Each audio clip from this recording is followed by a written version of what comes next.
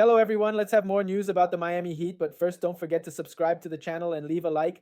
The 2025 NBA draft is set to begin on Wednesday night. Ahead of the draft, there have already been a few big time trades made around the league.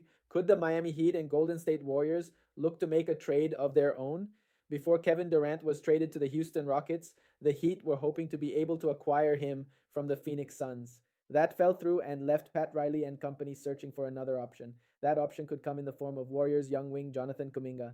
With just hours remaining until the start of the NBA draft, the two teams have been linked as possible trade partners. According to a report from Anthony Slater of The Athletic, Miami has a legitimate interest in a trade for Kuminga with Golden State. It's something to watch as the draft draws closer. The Kevin Durant trade might have helped. The Miami Heat missed out on Durant and have legitimate Kuminga interest per league sources, among others expected to explore the idea as the market materializes, Slater wrote. The Brooklyn Nets loom as a possible offer sheet team, but did use a chunk of their cap space in a Tuesday night trade. Not long ago, Kuminga spoke out about his future. He simply wants to play for a team that values him and believes in him.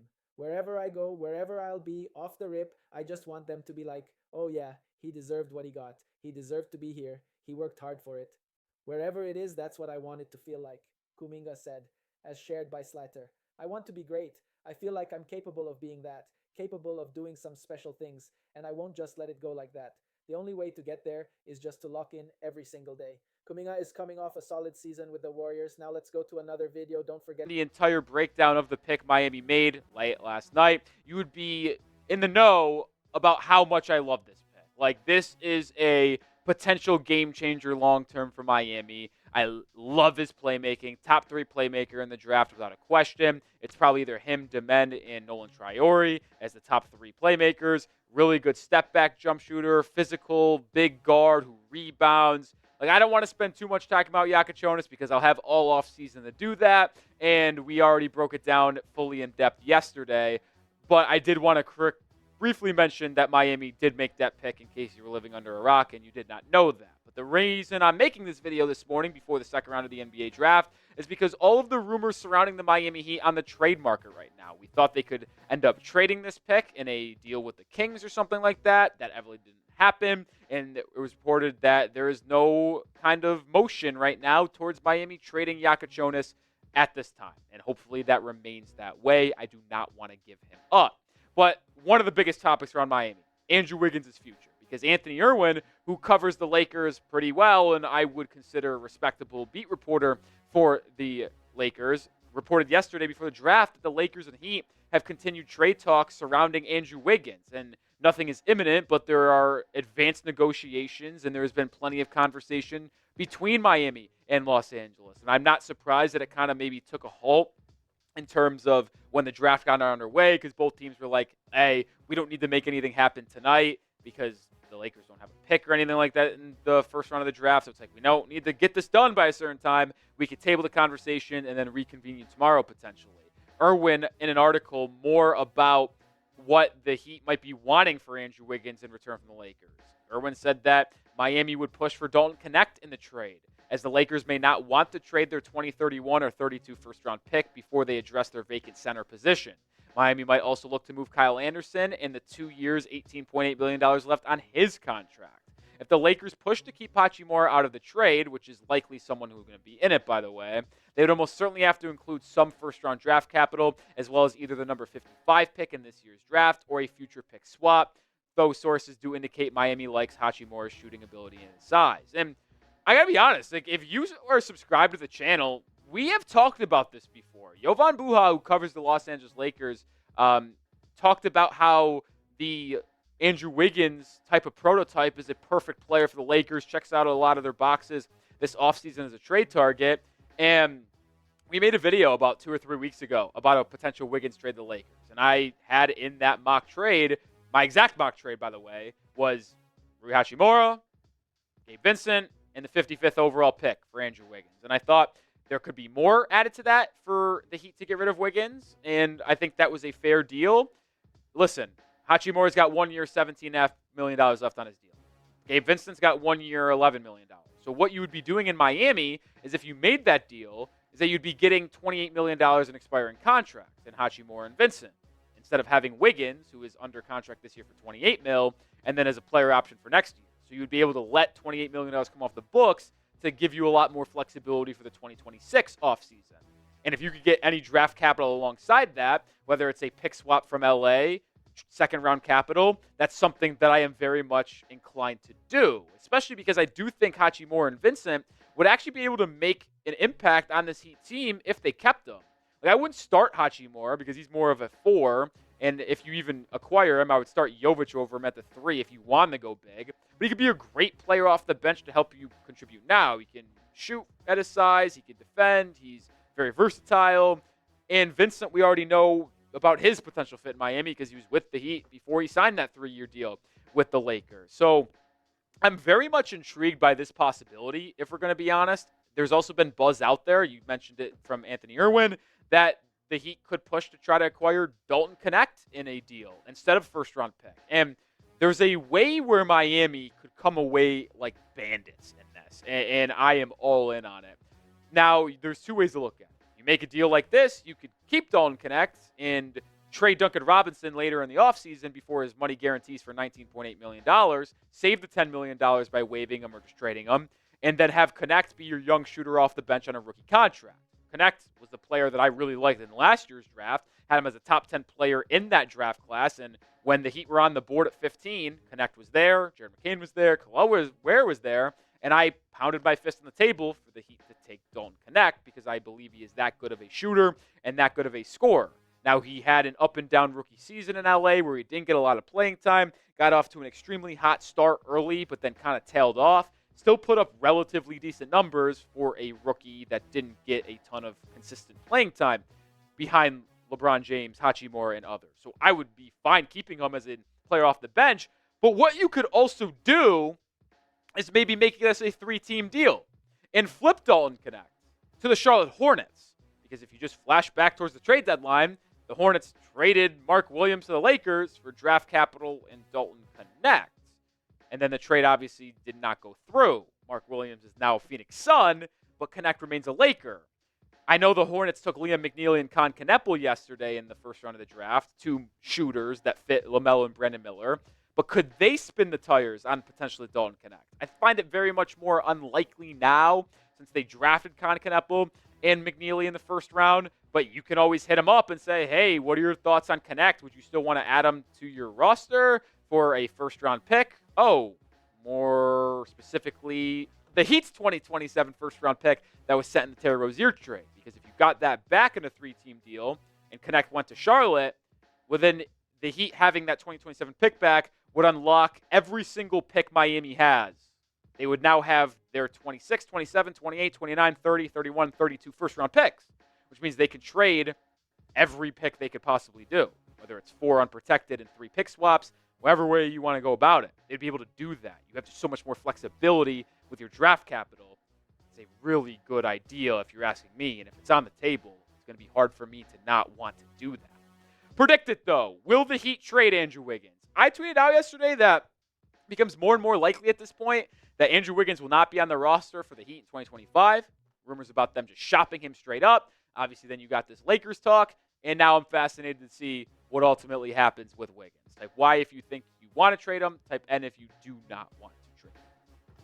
Let's want to segue this now. I do want to trade him. I do, but we're not going to talk about Andrew Wiggins anymore because this is a 2-parter on today's show. I want to talk about Jokic Jonas. I want to talk about the latest around Andrew Wiggins and potentially trading him. But I am also very much interested in potentially acquiring a second-round pick at this draft. I really, really am.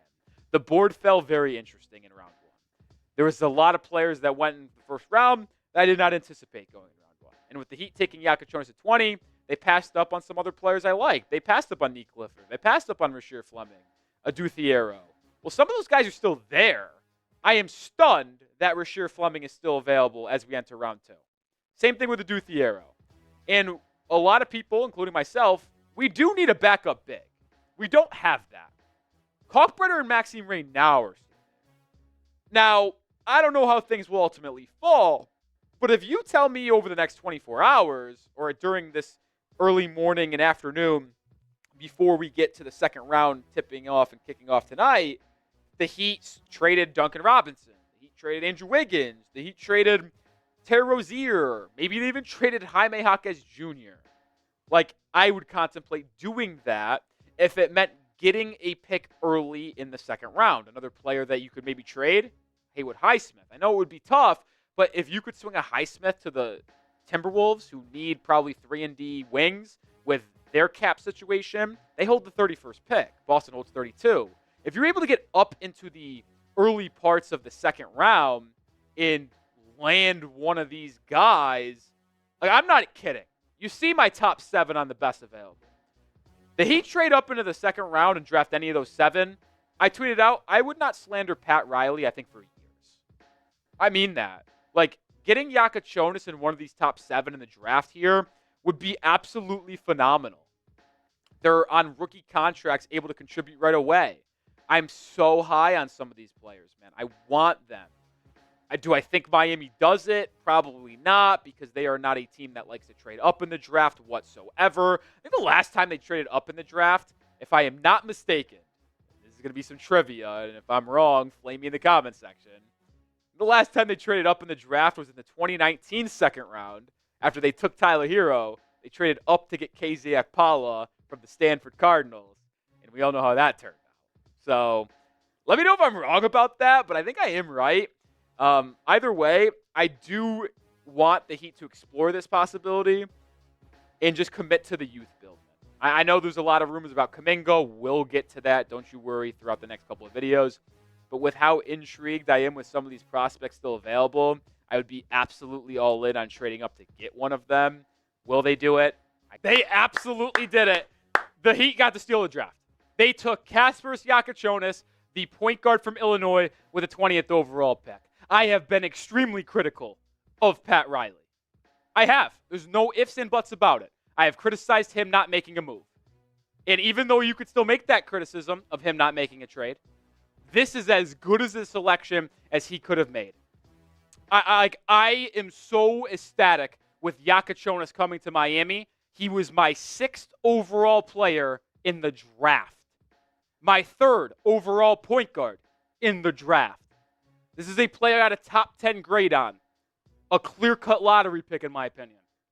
I would have to talk with other people. I do not know why he slid this far, but he was consistently mocked, at least in 95% of mock drafts, in the lottery. He fell to 20, and Pat Riley made the right decision to take the 6'6" point guard with shoes on that can legitimately change the trajectory of Miami.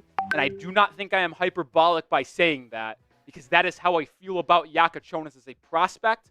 And if the Heat stayed in the lottery this year, didn't make the playoffs, and stayed at pick number 11, he probably would have been number 1 on my list to take him there. And the Heat got him at 20. We'll talk more about Yakachonis here as a prospect here in a second, but grade the Heat's pick. A, B, C, D, or F. I promise you, I do not say this lightly when this is a legitimate A+. I gave Kalel Ware last year, I believe, a B+. I gave Jaime Jaquez Jr. a year before B-.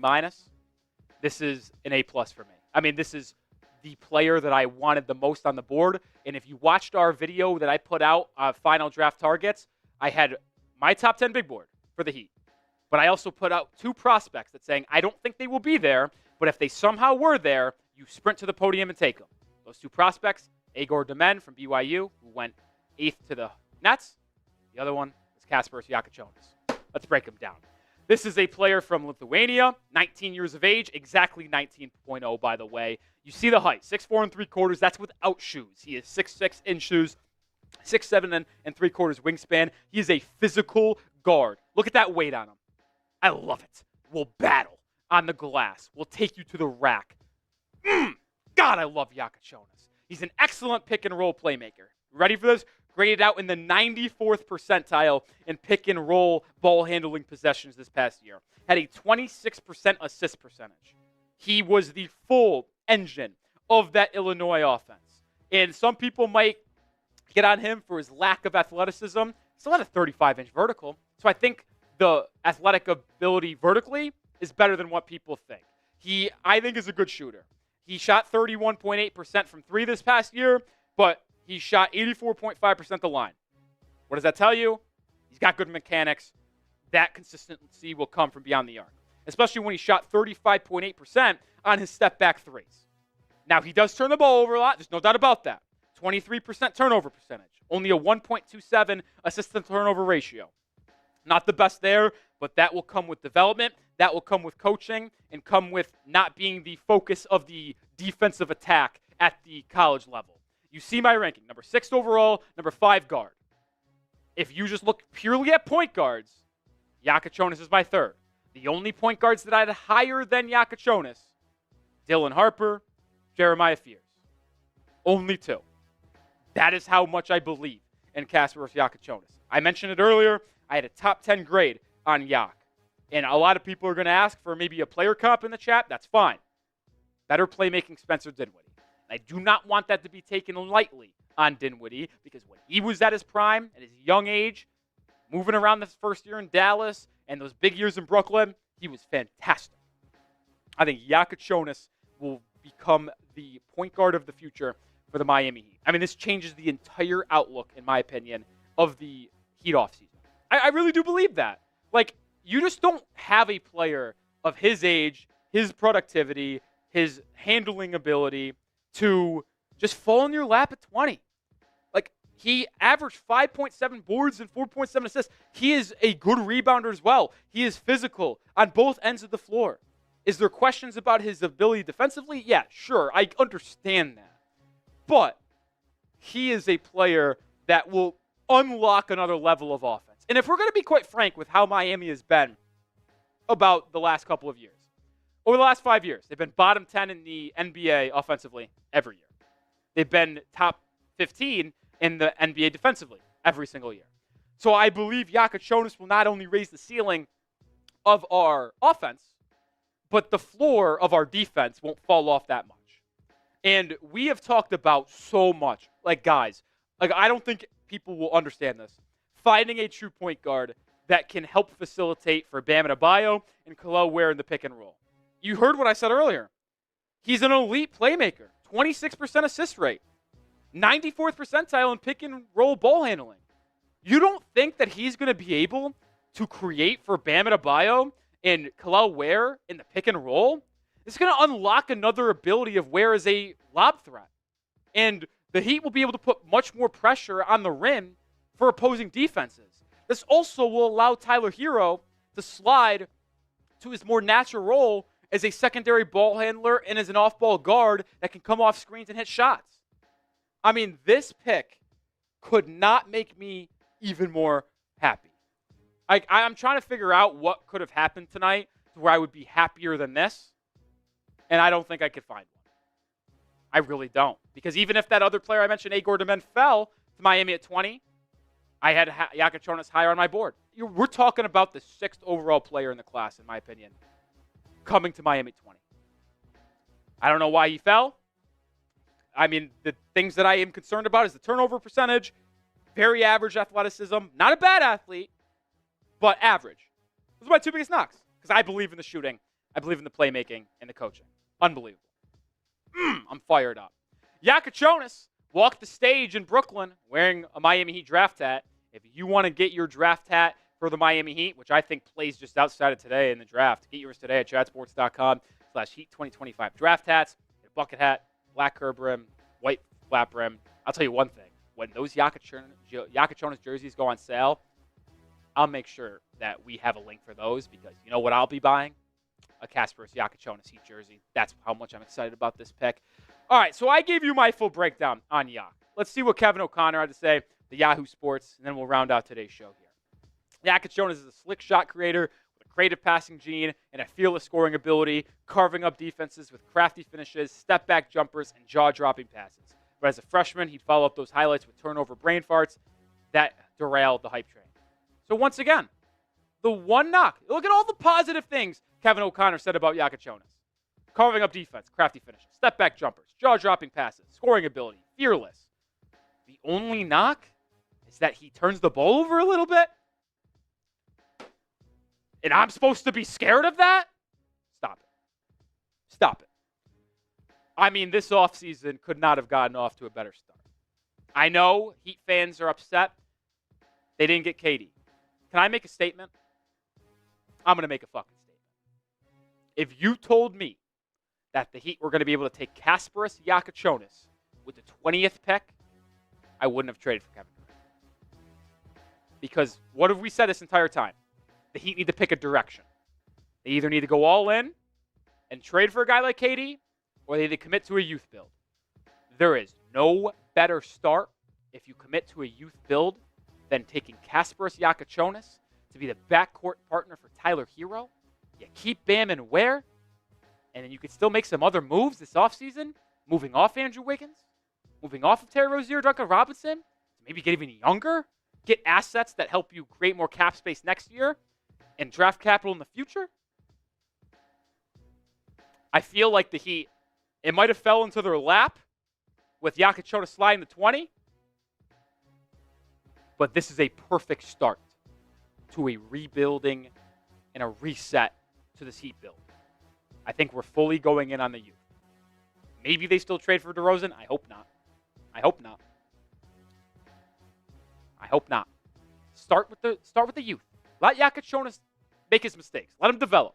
Next to Tyler. Next to Bam. Next to Ware. Let's go forward, get chemistry. You know what I love as well? It's already been reported that Palo Larson, that Khalil Ware, that Kashad Johnson will all be at Heat Summer League. You know who else will be there? Yakachonis. So you're telling me I get to see Yakachonis work with Kashad, with Palo, with Khalil? God. Give me the Heat Summer League now. Champions of last year, that will win again. Are you kidding? I couldn't be drinking more Kool-Aids, dude. More Kool-Aid. Couldn't do it. I don't know what got into me today. What a night, though.